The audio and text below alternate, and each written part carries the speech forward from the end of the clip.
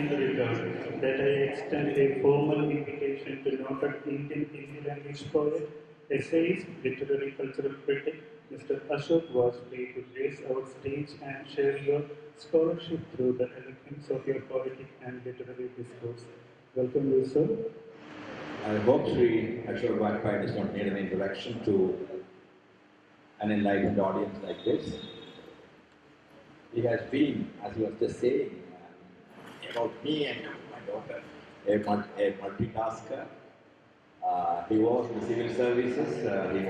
He started his career in Madhya Pradesh and then he was in Delhi. And he is one of the, perhaps the most leading poet in India today. But he is much more than a poet, he is an art critic. He is a lover of all arts and a promoter of arts. He is also running the Rasa Foundation in Delhi, which holds major programs on art, in fact on all the arts throughout the year. He is also someone who is extremely concerned, like most of us, with the future of India, rather with the present of India, which forebodes kind of ominous future. So we will be speaking chiefly about, we have titled the session "The Idea of India." I recently came across this wonderful interview with you that Frontline published. My daughter brought it to my notice. It is an interview by Ashutosh Bharadwaj. I'll just read the initial lines. I may be using some material from this off and on. Ashutosh begins like this. As he turns 83 on January 16, sorry for revealing your age, I hope you don't mind. Ashok Vajpai embodies the great values of the Republic. Having lived the life of an extraordinary bureaucrat, when he set up a vast array of institutions, he is also a poet and patron of the arts. In his cosmos, poetry arrives with criticism and literature finds meaning through a dialogue with music and visual and performing arts. As managing trustee of the Rasa Foundation since 2001, Vajpai has taken this bridging role to its acme with a prodigious calendar of seminars, concerts, exhibitions, books and journals. Engaged in constant dialogue with artists, writers and thinkers across the country, he is among the foremost cultural literary personalities to have emerged from the Hindi land since independence, and one who has been a fearless critic of all tyrannies, whether of ideologies, markets or fundamentalists. So this is not a sufficient introduction to Ashok Vajpai, but it gives some insight into his life and the kind of person that he has been and he is. And personally for me, whenever I'm asked who are my mentors as a poet, of course there are quite a few names I can say from Kerala, but I generally say there are three A's who are my mentors. One is Ayyappa Panikar, another is Anantamurthy, and of course Ashok Vajpai comes in between as a major figure in my personal life, because in fact it was through him that I got introduced to most of the important writers of India and of the world. Many of them later got the Nobel Prize, some of them had already got the Nobel Prize by that time, because he was running a great institution. I'm sorry to be speaking in the past because it is no more as great as it used to be, called Bharat Bhavan in Bhopal, which had various, poets meets, Indian poets meets, Asian poets meets, world poets meets, and other kinds of conferences and art programs, music concerts, plays directed by B.V. Karant and other people. And Dilip Chitre was running Vagarth, which was a center for poetry, all within this single building, which was designed by the great baker, Bharat Bhavan. So personally, I am deeply indebted to him as a writer for the kind of exposure he gave me, and of course later when I moved to the academy, that exposure really helped me to connect with writers across India and outside India. Now the discussion, as I said, is about the idea of India. I would not ask you the direct question, what is your idea of India, because that will be perhaps too complicated and that may require more than an hour for you to speak on. As all of us know, we are passing through extremely hard, difficult times when the constitution is being challenged, when Indian democracy and all the principles of democracy are being challenged, when our secularism is under threat, and we are gradually moving towards a kind of theocratic nation. So what is your take on what is happening today? That again is, I know, a broad question, but maybe would you like to? Thanks for those generous words about me. I tried to do what I could, and you see, we are passing through a very difficult phase, not only in our nation, in our democracy, but I dare suggest in our civilizational journey.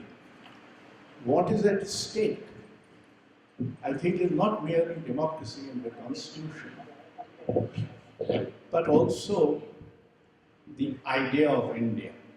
And the idea of India has been ab initio a plural idea. It's not an idea, it is ideas. It's a set of ideas. And one thing, it is not merely plural in nature, it is plurally created and evolved by many forces, many sections, many religions, many people. So it's not merely an idea which was given to you by some Masiha somewhere, or somebody came and said, this is the idea of India. It is a dynamic idea, a set of dynamic ideas which have evolved through centuries and millennia. And the constitution and the democratic setup, whatever inadequacies, was a culmination in many ways of the idea of India. It was embodied in that. Now, as you said, it is under attack. One, there is an undeclared phenomena which is behaving as if India is already a Hindu nation. One. Two, there is growing intolerance, unacceptance of the others, those who do not agree with you, those who are others, either religious or caste or ideologically, etc. So the others don't matter.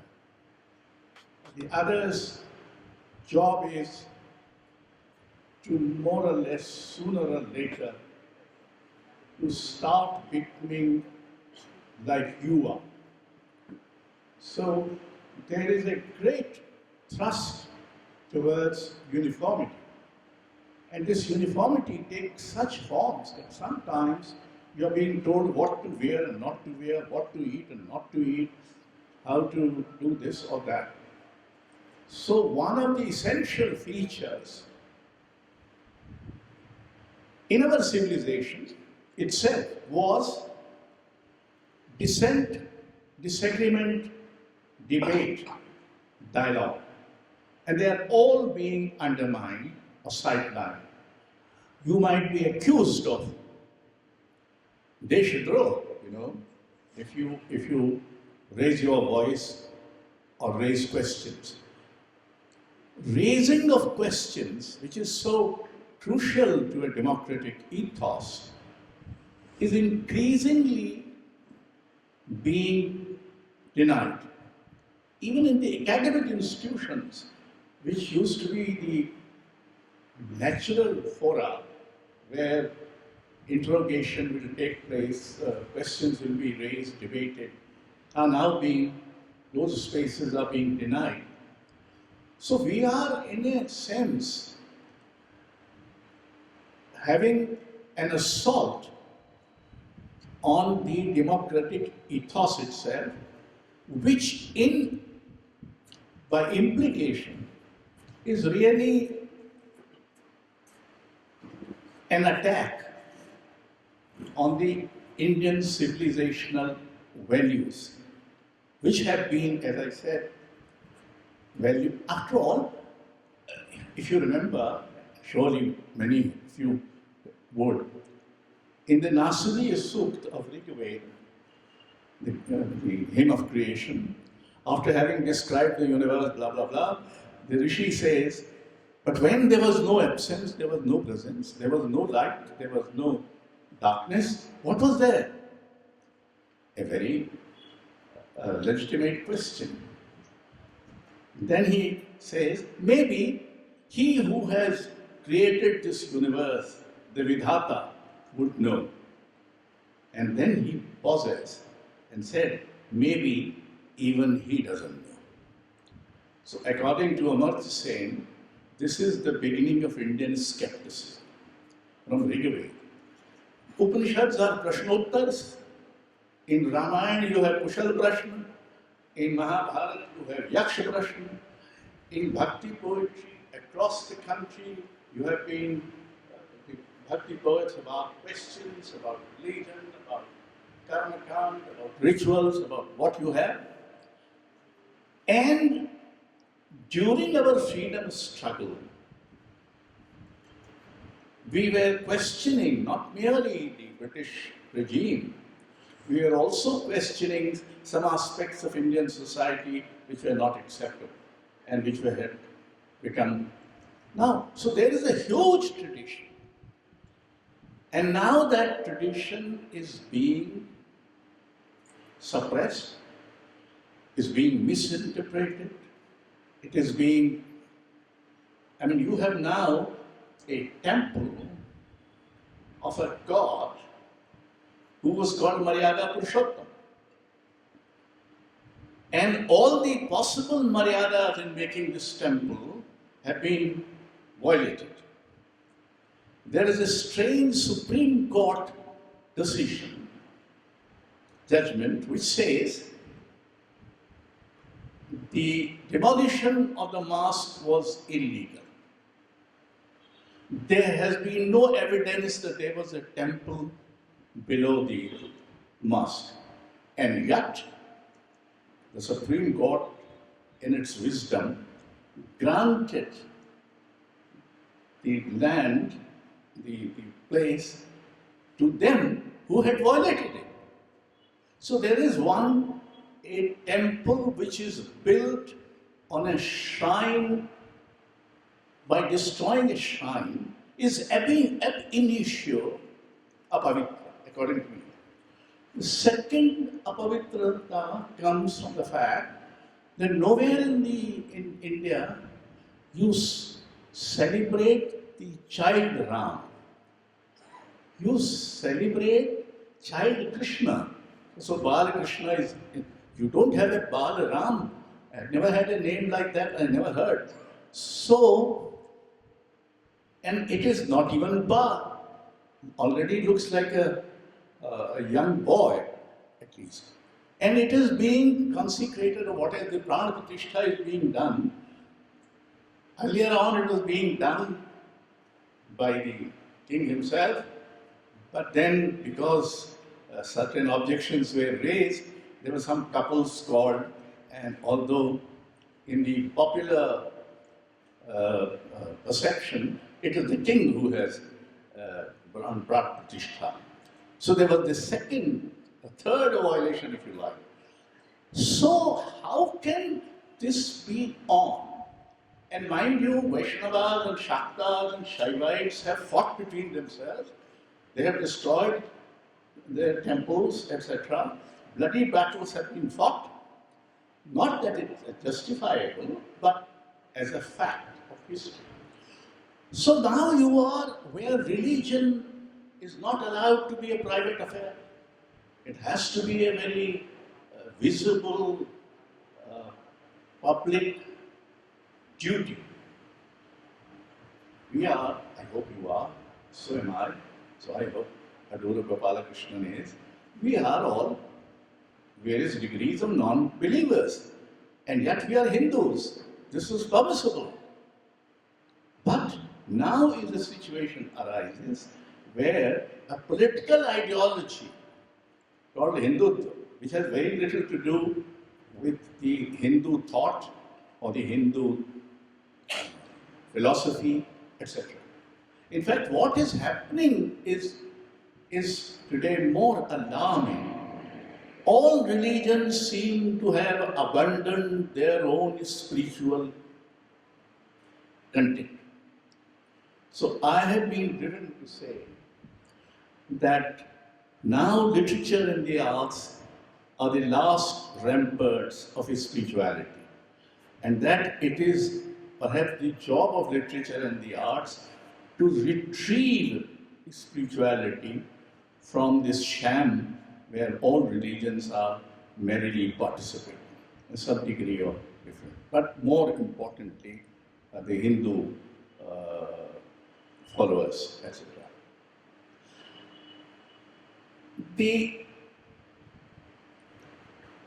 I have been asked this question, how does it matter if you raise your voice? Who the deuce is going to listen to you? I mean, there are about less than 100 people listening to me here just now, which do not make a very powerful, I hope you're very powerful, I hope you carry the message, I hope you carry these ideas, but all said and done, you are less than 100. The point is, literature and the arts must raise their voice. Whether anybody listens to them or not is beside the point. That would be a form of a clever cowardice if you keep quiet, if you don't raise your voice. And there are many who are being clever, but fortunately, there are many more who are not so clever and who are candid and courageous and are able to see. Ideas ultimately are sustained, embodied, enacted, nourished by real human beings. You require human enactment. And whether the enactment is done by a few or all doesn't matter. In democracy, as P.M. Krishna was saying last evening so powerfully, that you seem to think that the number game is the most important thing. There is no evidence that when these great seers of Indian civilizations were there, they attracted a number, numbers in big ways. Many of them may have been rather lonely, people who. So we should not get into the trap of popularity, the trap of constant visibility. These are traps which are not helping us to see the way forward. I think our civilization is in deep crisis. But since this civilization has survived in its plurality, in its complexity, in its range through millennia, there's no reason to believe that 10, 15 years of grievous damage, it cannot survive. No, I won't stop you, but maybe sometimes I may have to, just so that the discussion may go on. Do you really think there is a religion called Hinduism? Is it a religion? Is it, as some people say, a way of life? or is it a long, discontinuous and polyphonic philosophical tradition? How do you look at this? Because it has been looked at from many points of view. Like Shashi Tharoor has written a book, I'm a Hindu, and he has tried to tell us why he considers himself a Hindu. So, if at all you think that there is something called Hinduism, which is to me a dubious proposal, because originally all the Indians were called Hindus, or they used terms like the Hindu for all the people they saw. The people who came from outside saw in India. They didn't probably mean religion, and perhaps it was with the establishment of the Hindu Mahasabha that the word has suddenly attained a kind of insular meaning. I mean, I don't mean to say it didn't have a meaning before that, but it began to get a very insular, very narrow, narrowly defined kind of meaning from that point. So the establishment of the Hindu Mahasabha in that sense perhaps was a kind of break in that argumentative tradition that you are speaking about. I mean, that tradition of argument, the tradition where you had to first state the opponent's opinion, and then only raise your criticism against that. We had it, this Purva Paksha and Uttara Paksha in our tradition. So there is clearly an argumentative tradition, and this argument had its own rules and laws within which you were supposed to conduct the argument. But now it looks like that there is only one Paksha, and at least you are compelled to accept that particular Paksha, and if you do not do that, you are considered not sufficiently Indian, or not even Indian, because you may lose your citizenship anytime. So what do you think about this kind of a turn that happened in the somewhere in the 1920s, when the Hindu Mahasabha was established, and following which the Rashtriya Swayamsevak Sangh came, then the Janata Party, and then the BJP and all that. So even though we have a very, very kind of plural past, it looks like that this was not necessarily the most important moment, but it was an important moment when Hinduism began to gain a very narrow kind of meaning. So how do you look at this kind of a development, this kind of what I will call a kind of break in the Indian philosophical tradition that perhaps happened at that moment, and perhaps what is happening today has something to do with the Hindu Mahasabha, like the partition perhaps had? Well, that's a long question, but anyway, let me start by saying that certainly the form that Hinduism was forced to take into account started with Hindu Mahasabha, as you say. In the classical terms, Hinduism is not a religion in the same sense in which there are other religions, but you become the enemy. So what happens is that if you see, it started from the late 19th century through 20th century, that a section of Hindus through Hindu Mahasabha, etc., through political agencies, has been trying to make Hinduism as if it is like Christianity or like Islam. So you have a holy book, and then you have a certain code of conduct. You can do this, you can do that. Yeah, Semitical religions. So you first perceive them as your enemies, then try to develop a kind of a militancy to fight them. And as the saying goes, you become the enemy. So you start adopting the same forms, etc. This is one part. But the other part is, I have always wondered as to why the humanity has moved on, has progressed, has developed, in knowledge, in philosophy, in creativity, in imagination, in science, in technology, what you have. One area in which humanity seemed to be stuck somewhere 2000 years ago is the spiritual wisdom. Why is it that all wisdom is contained or supposed to be contained in religions, each one of them which are more than 2000 years old? Now, if there was some progress in that area, I think the last Hindu was Mahatma Gandhi, who tried to think through and brought that the everydayness of life is also a spiritual activity, that it is not what you do. In fact, I am going to Sevagram tomorrow, and Sevagram has no temple. It never had a temple. Gandhi created an invisible but audible temple in the form of Prarthana Sabha. It is amazing to realize that more than 80 years have passed since Gandhi left Sevagram.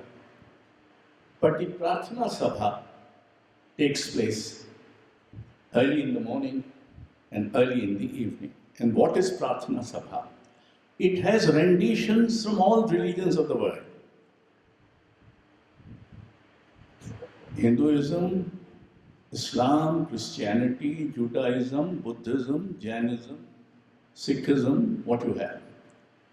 Now, there is no such place in the world where such a Prarthana Sabha takes place daily, even today.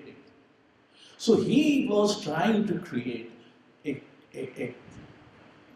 temple, according to me, in which all kinds of religions were accommodated.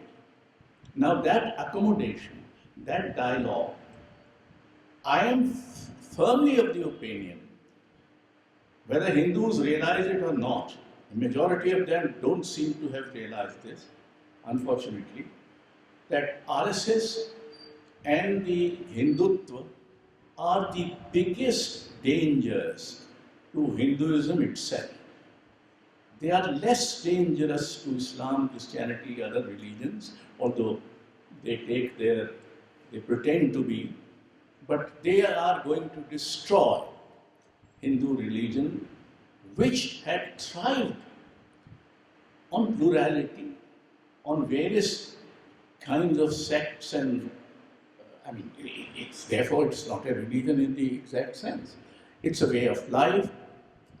What is being destroyed? For instance, in the name of progress, development, nature is being mercilessly destroyed. There were laws which protected the forest and all that. All those have been diluted. Or permissions are being readily given, the environmental clearance, against all norms which should have been observed. So, this Hindu belief that nature itself is an expression of godliness that we revere, many a time. I remember when I got married, although my household was not exactly very religious, but my parents made me go and worship a peepal tree and a well, apart from a temple, which is to express that these are things which constitute and which sustain our life as human beings. So we must be grateful to them. Now that gratitude has gone away. In fact, what I sincerely think that one of the deficit in gratitude is also playing its own role. We were grateful to the cosmos, to the world at large, which made us live and survive and all that. The other problem with Hinduism has been that its own liberating philosophy did not get transferred into social organization. So you have a contradiction there already. On the one hand, you say Vasudhaiva Kutumbakam, and on the other hand, you are saying, no, in this family, millions of people will not be allowed to enter. So, I mean, there is already a contradiction, as it were. On the one hand, you are saying, Ekam Sad Vipraha Bauddha Vadan. And on the other hand, you are saying, no, no, no, we are the only Vipras, and therefore we are the only ones who will speak truth, etc. So, there are these contradictions. We are not playing free. We are not the most sacred of the people and all that. But what is happening, therefore, is we had kept politics and religions away. Now, here is our Prime Minister who is going to all kinds of shrines. He is a constitutional head. And a constitutional head must abide by the principles which the Constitution enshrines. And what are those principles? The principles are freedom, liberty, equality, fraternity, justice, and secularism, which meant you keep your personal religion and your public appearance separate. You should separate between them. You're free to go to any shrine if you like and things that kind, but you are not as the head of a constitutional, of occupying a constitutional post. You should not be doing this. But that kind of a distinction not only no longer exists, is no longer even adversely noticed. A large part of media has been engaged in hailing Ram has arrived. Where the deuce did he go? And how does he arrive? Through a temple? Through a statue? Etc. Anyway, so I think we are passing through these where raising these questions is important. And I would not say that I have the most convincing answer to these questions, but at least these questions must be raised and many aspects must be explored. Spirituality no longer is in the exclusive domain of religions, and it has to find a residence. According to me, that residence is literature and the arts. By spirituality, I do not mean, by spirituality I mean a sense that we belong to a larger reality, a cosmic reality. We are not only live in our houses or in our mohallas or cities or provinces or countries or the world. We live in a cosmos. In this cosmos, everything is related to everything else. So when I am sad, there might be a tear in the eye of a star somewhere. 3, that each one is responsible to everyone else, which means mountains, rivers, trees, birds, animals, etc. are responsible to human beings, and human beings are responsible to them. Now, as human beings, we seem to be withdrawing from that responsibility, and we are doing our best to pollute our rivers, to denude our forests and mountains and what you have. And for doing all this, you don't have to have a religion in that sense. In fact, we have at least 2 religions in India. If Hinduism was all that self-satisfying, why did Buddhism appear? Why did Jainism appear? Why did Sikhism appear? They are religions of descent from Hinduism. And 2 of them, Jainism and Buddhism, do not posit a concept of God. They are godless religion, if you like. They don't have a concept of God. So, and they are all Indian religion, and they have all contributed to, just as 4 religions came from outside, Islam, Christianity, but all of them together have contributed to the idea of India. You cannot think of an idea of India without the contribution made by these religions. The great art, great architecture, music, dance, theatre, languages, etc. been contributed to by these religions. In fact, we can move in several directions from what you said. We could discuss environment, the inevitable relationship between the human beings and nature, human beings who are actually a part of nature. And especially in the post-COVID days, there is what can be called a post-COVID philosophy. There are quite a few thinkers who have said that we have, the Anthropocene, the age dominated by the human beings, has come to an end, and we have entered a new age in the history of the universe, which can be called a Symbiocene, where men and nature live together, exchange things, and there is a kind of invisible unity between nature and the human beings. That's what you were also driving at.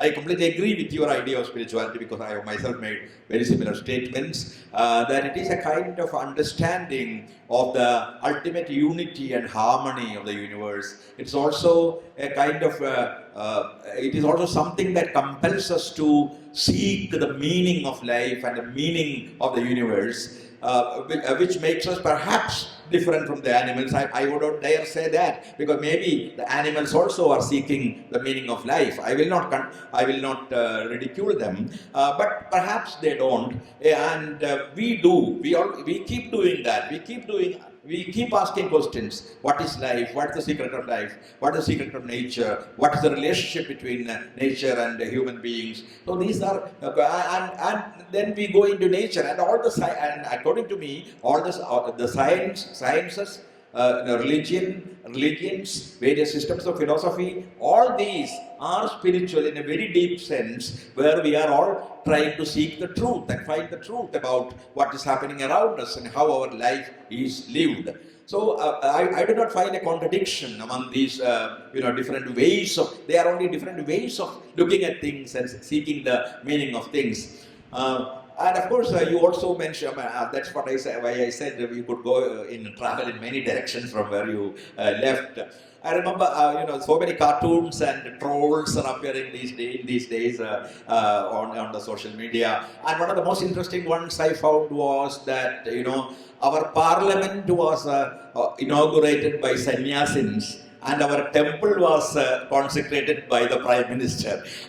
So this very well sums up the contradiction of our time. While the sannyasin should have consecrated, not perhaps this temple, which is a different, question altogether, but they are the people to consecrate temples, and the prime ministers or the presidents are supposed to open a parliament. So that sums up the kind of contradiction that we find in our public life in a very big way. And you also spoke about Buddhism and Jainism and Sikhism, the 3 religions, which in some sense questioned and also complemented the kind of philosophical tradition that we have. In fact, in the last few months I have been reading a lot of Ambedkar, and I was reading Ambedkar's last books.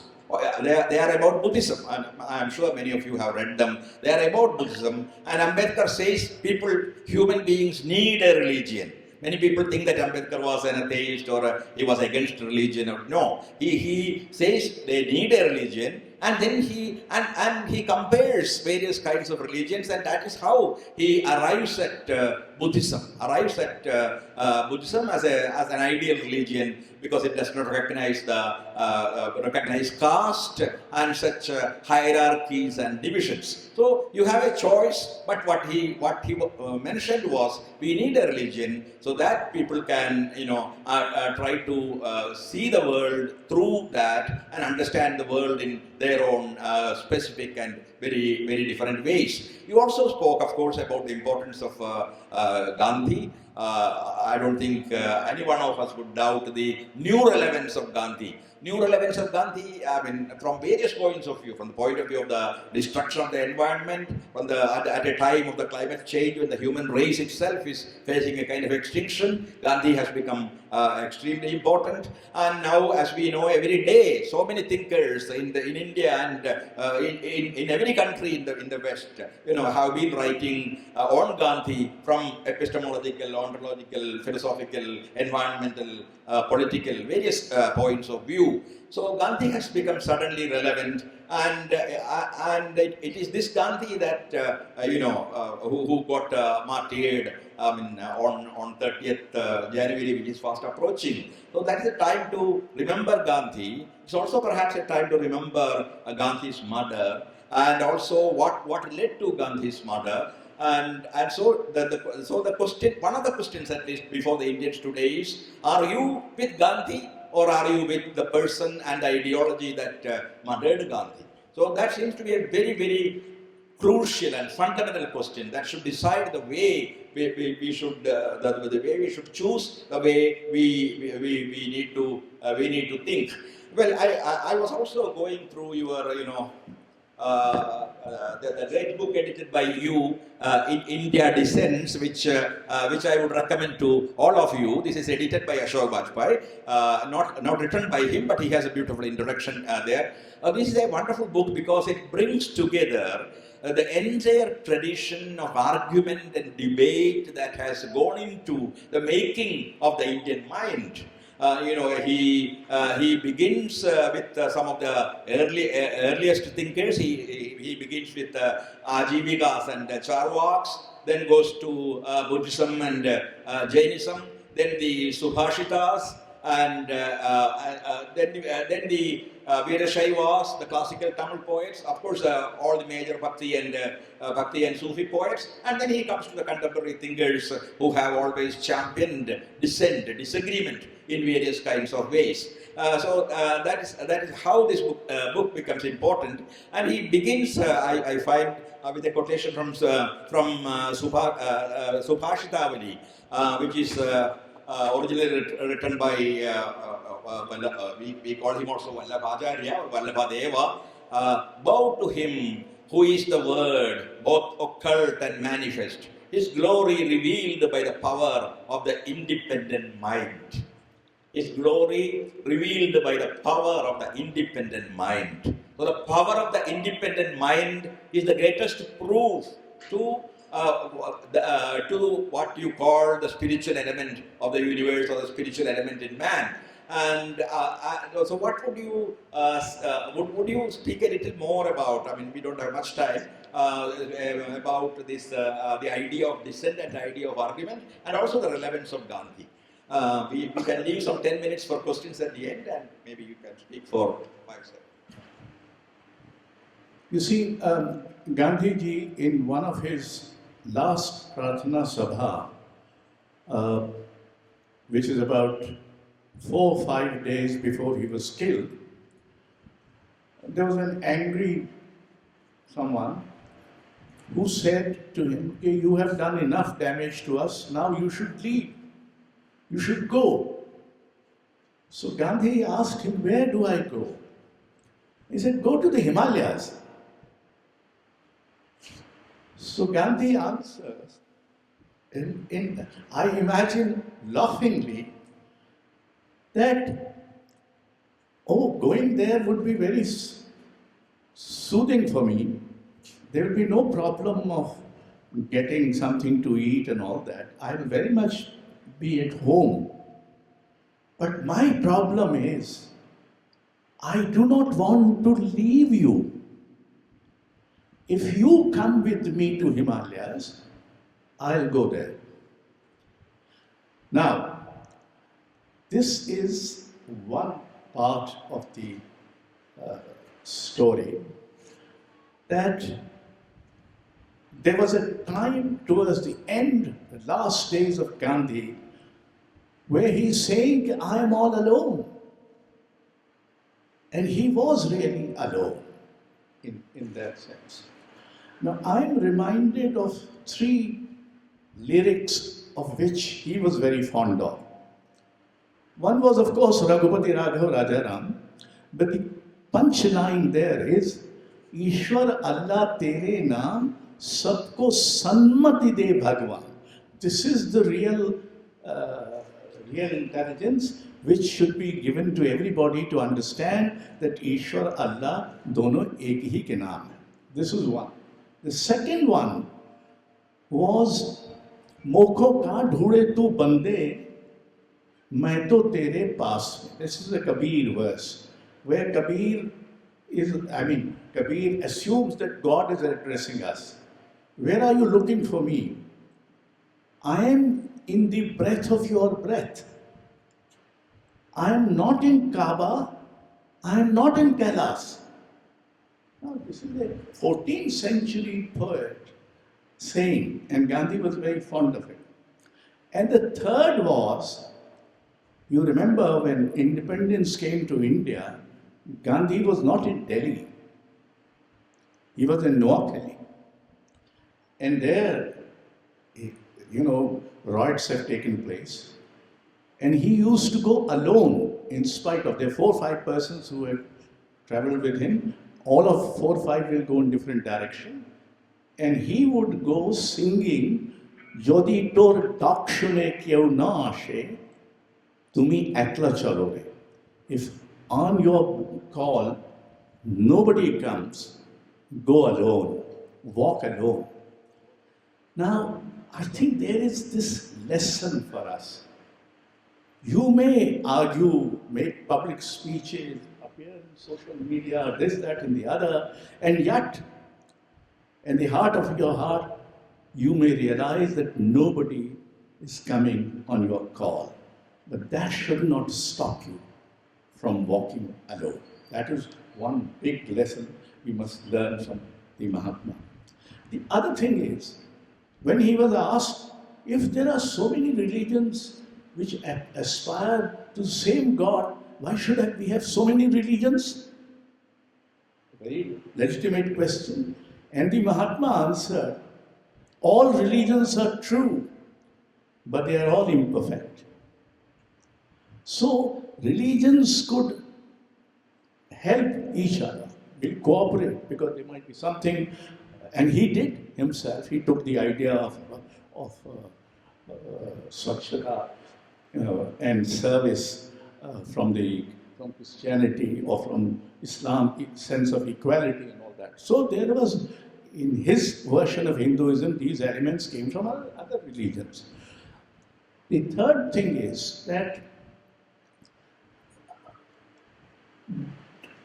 we have gone as far as is humanly, socially, politically possible away from Gandhi. I mean, we have distanced ourselves as a country. And Gandhi appears to be remarkably irrelevant. And it is this irrelevance of his at this time, forced upon us by forces with which we should not agree nor cooperate, that makes him enormously relevant. Because it gives you the opportunity. You know, when he was one day, a Muslim stood up and said, you have no business to recite from Quran in his Pratna Sabha. He said, if you do not allow me, I would not. He did not recite from Quran that day. The next day, this person came again. He did not. On the third day, by the time this person realized, so Mahatma Gandhi saw him in the audience and he said, "Abhi bhi aapka yahi कि मैं ना कहूँ नहीं हम चाहते हैं कि आप पढ़ें." So you see, there are these very moving elements. I seriously think that somebody should take. We have published it from the Raza Foundation in Hindi, 2 volumes of Prarthana Pravachan in Hindi, and like he spoke in Hindi, so it's all recorded and all that. the loneliness of that man, and yet his surviving instinct that he should not leave. You know, we have politicians who go to, I don't know, Kedarnath or wherever, and have cameras beaming through the country. Here is a person seeking speech. Here was a man who was refusing to go to Himalayas because he wanted that. I think we must not also forget that before Gandhi, the concept of freedom was individual. So you attained moksha by doing right things, whatever. There was no concept of a social freedom. It was Gandhi who converted the concept of individual freedom into a social. I think that's a lasting contribution. We became free and we did not attain moksha. We became free. And this was the last one, his concept of Ramraj. What was his concept of Ramraj? Even in Tulsidas, after Ram has returned to Ayodhya and has established his regime, he addresses the citizens of Ayodhya. And in the words of Tulsidas, if I translate them, my dear brothers, if I ever commit or speak an unethical act, without fear, you should interrupt. Once I thought, the entire bhakti poetry is a poetics of interruption. It is interrupting and telling you, no, this is wrong. Today, if I interrupt, I may be accused of failing the nation of what you have. The nation, my dear friends, is made of people, of thinking people, of people who might disagree whenever an occasion arises, each other, but remain people. Attempts have been made by other great ideologies, and we have seen what had happened. The collapse of many regimes which were ideologically inspired, which almost replaced religion by ideology, have suffered because dissent was not allowed. Who remembers today the great socialist, realist poets of Soviet Union? The poets who are remembered are the ones who were dissidents. Anna Akhmatova, Mariana Tsvetaeva, Oshit Mandelstam. These are the poets you remember today. You don't remember whoever the others were. Boris Pakhtanar. So, let us, I don't know how to conclude, because I must say that in India, right from the beginning, nothing has been singular, or even if it appears singular, is not allowed to be singular for a long time. Everything becomes plural. So you have gods and religions and languages and customs and cuisines and costume, everything plural. This plurality has been our civilizational attainment, ab initio, right from the beginning. And at no cost, this civilization will survive if this plurality, this openness, after all, look at the number of things that have come to us from outside. People in Kerala would know potato and tomato and green chili and what you have, and the costumes and living styles, approaches, ideology, literatures, modern literature, a lot of it. We did not write novel before, we did not write criticism in the same way like we are doing today, etc. And the whole technologies And some technologies we domesticated. The cinema came to India almost 10 years after it was invented.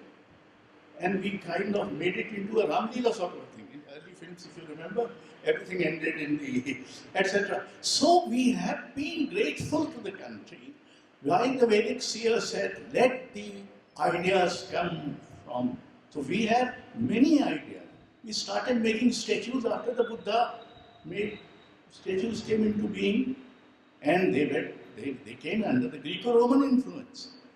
We have Hindustani classical music, which would not have been possible without Iranian music. So we are not a closed society. We are not a orthodoxy. Yes, this has been purity. The new notion of purity. There is no pure thing in India. India is the ceaseless celebration of human impurity. And I'm not saying this because I emotionally believe in it. I'm saying it because there was a survey done by the Anthropological Survey of India, people of India.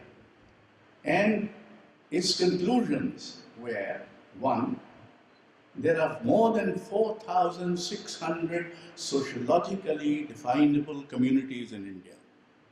More than 4,600. Two, that none of them is racially pure. And from these two, I derive my own mischievous conclusion, that is, India is a ceaseless celebration of human impurity. All notions of purity are bunkum. We have not been, and after all, writers and artists must know that great art has been possible out of impurity. Thank you. Thank you. Test your DNA and you will easily see what kind of a hybrid you are. And all this talk about racial purity is just humbug. Now we have a few minutes, I am told, for questions because we started a bit late. So if you have questions to Ashok ji, this is the time. You don't have much time to think. You had all the time to think, but now you could ask your questions. Vajpai sir, I had been in Delhi for almost a quarter century. I was staying just opposite to Hindu Mahasabha near Mandir Marg in Delhi. I was staying in Gold Market. I was a government servant over there.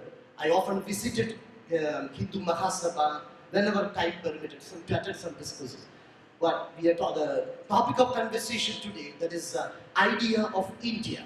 So what my experience, my thinking is by attending those discourses over there, the idea of India was just confined to the Hindi heartland. Hindi heartland, that is all the Bimaru states, that is Bihar, Madhya Pradesh, Rajasthan, Orissa and Uttar Pradesh, so-called Bimaru states in economic terms. So it was confined to that. The idea of India is entirely separate from what we see here.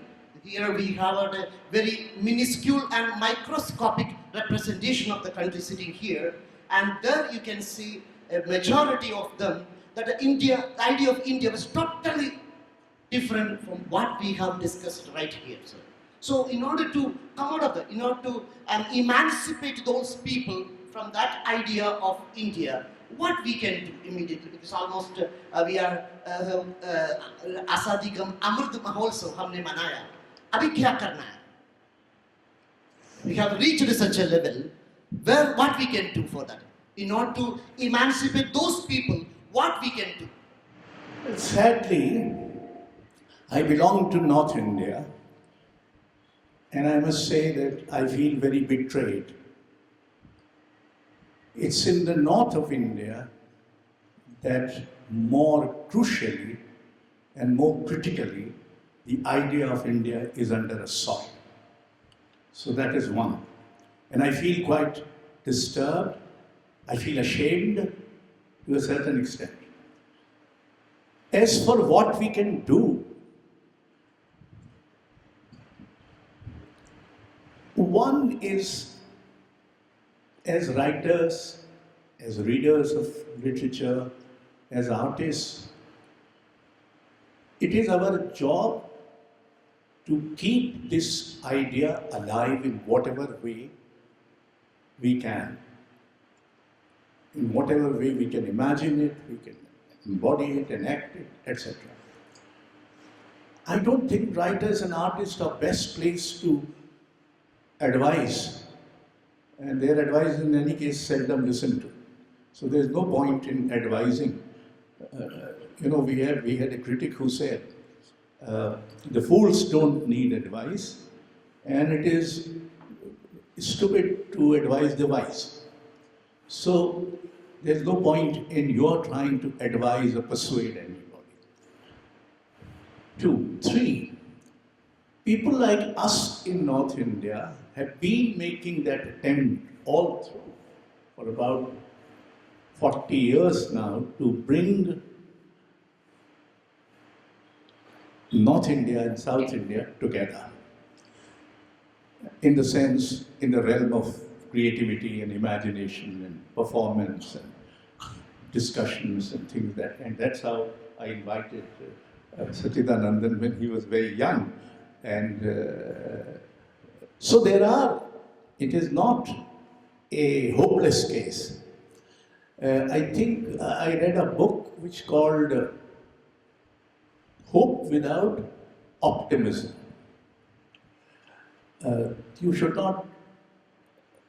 We cannot give up hope, both as human beings, as writers, as creative artists, as citizens of a democracy, howsoever damaged the democracy at the moment is, as citizens of a constitution.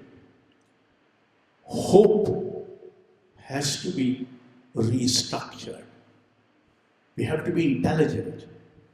We have to speak in a manner which will carry the message and yet not invite adverse public action. But I am no way qualified to answer you satisfactorily. We have a little more time, I am told, that if you have questions. So, in 90s, when this Babri Masjid demolition happened, it was very shameful to stand with Hindutva policy or politics. But nowadays the cultural activists and most of the cultural activities, or so many cultural activities, the so-called conscious keepers of this progressive society are standing with the Hindutva concept, and how this metamorphosis is affecting India. You made so many observations about it, but how it is going to affect the future of India now, the young generation, the universities, the cultural organizations, and so forth. Please. I don't know if I ever understood you clearly, but anyway, you see, there is a distinction between literature, visual arts, and performing arts. Literature, more or less, does not depend on state support, social support. Visual arts, happily, has created its own economic zone. So that is also free from state support. It's the performing arts which need support. And my information is that there used to be a scheme of providing financial assistance to performing groups throughout the country in the Ministry of Culture. And that was given to them irrespective of their ideological inclinations. Now, it is given to them only if they are performing some Hindu mythological play or about the unsung personality of the freedom struggle, Savarkar being one, and the and such like. So there is a deep inroad there. And I think some of these activities are emanating out of that echo chamber. But if you look at the community-supported forms of performance, they still, I think, have the same plurality or the same freedom that is not possible. You see, unfortunately, very few classical performers have been as intelligent and as mindful of the implication of their music or dance as, for instance, T.M. Krishna is. So, for them, paying obeisance to the power has been in practice for centuries. So, for them, it doesn't matter howsoever unethical the power is. And their defense is that they are performing to Lord, whereas in fact, the Lord doesn't watch them. It's the local patron who watches them. So there is this, it's a long question, it will take a, so. Thank you. I think our time is up. I'm sure you have many more questions in your mind. And if we have sufficiently provoked you, he has sufficiently provoked you to ask questions to yourself, I think this session, we are happy with this session. So thank you so much for your keen attention and for the intelligent questions which complemented the talk. And thank you, Ashokji, for offering your valuable time for this very relevant and very important conversation. Thank you.